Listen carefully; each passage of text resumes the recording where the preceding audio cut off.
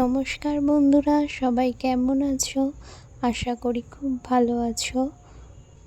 আজকে তোমাদের সাথে শেয়ার করব ঘরোয়া পদ্ধতিতে চাউমিনের রেসিপি। তোমরা ঘরে থাকা কয়েকটি উপকরণ দিয়ে সহজেই এই চাউমিনটি তৈরি করে ফেলতে পারো। সবার প্রথমে চাউমিনটাকে সিদ্ধ করে নেব। তার জন্য কড়াইতে পরিমাণ মতো জল দিয়ে দিলাম, আর একটু লবণ দিয়ে দিলাম, আর একটুখানি সাদা তেল দিয়ে নেবে। সাদা তেলটা দিলে কি হয়, চাউমিনটা কিন্তু গায়ে গায়ে লেগে যায় না, খুব সুন্দর ঝরঝরে হয় সিদ্ধ করার পরে। তো সিদ্ধ করে নামিয়ে নেওয়ার পরে তারপরে কড়াইতে আবার একটু রিফাইন্ড অয়েল দিয়ে নিয়েছি।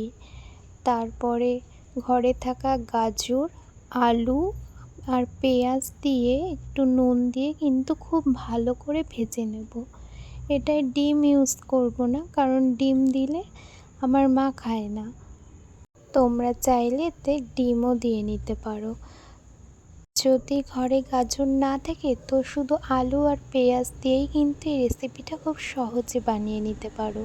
তারপরে কাঁচা লঙ্কা কুচিগুলো দিয়ে নিলাম। তোমরা তোমাদের পরিমাণ মতো ঝাল দেবে, দিয়ে আবার ভালো করে নেড়ে চেড়ে নিয়ে কিন্তু একটু ঢেকে রেখে দেবে, তাহলে খুব তাড়াতাড়ি চাউমিনটা রান্না হয়ে যাবে, এগুলো তাড়াতাড়ি সিদ্ধ হয়ে যাবে।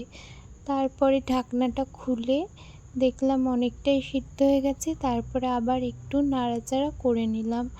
তারপরে এতে একটু কাশ্মীরি লঙ্কার গুঁড়ো দিয়ে নেব। কাশ্মীরি লঙ্কার গুঁড়ো কিন্তু অল্পই দেবো, যেহেতু কাঁচা লঙ্কা কুচি কিন্তু আমরা দিয়েছি। এটা শুধু কালারের জন্য দেব, একটা ভালো কালার আসবে। তারপরে এতে সামান্য সোয়া সস, চিলি সস আর একটু গরম মশলার গুঁড়ো দিয়ে কিন্তু ভালো করে এটাকে নাড়িয়ে চাড়িয়ে নেব। তো ভালো করে নাড়িয়ে চাড়িয়ে নেওয়ার পরে কিন্তু এটা সিদ্ধ হয়ে গেছে পুরোপুরি। এবারে সিদ্ধ করে রাখা চাউমিনটা কিন্তু এতে দিয়ে দেব আস্তে আস্তে সবটা।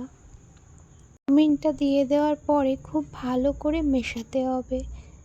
চাউমিনে কিন্তু আলু কোনো রেস্টুরেন্টে ইউজ হয় না, শুধু আমরা বাড়িতেই অনেকেই আলু দিয়ে খেতে ভালোবাসি, তাই এটা ঘরোয়া পদ্ধতিতে চাউমিন। দেখো চাউমিনটা খুব ভালোভাবে মেশানো হয়ে গেছে, তারপরে সুন্দর করে সার্ভ করে দিলেই রেডি।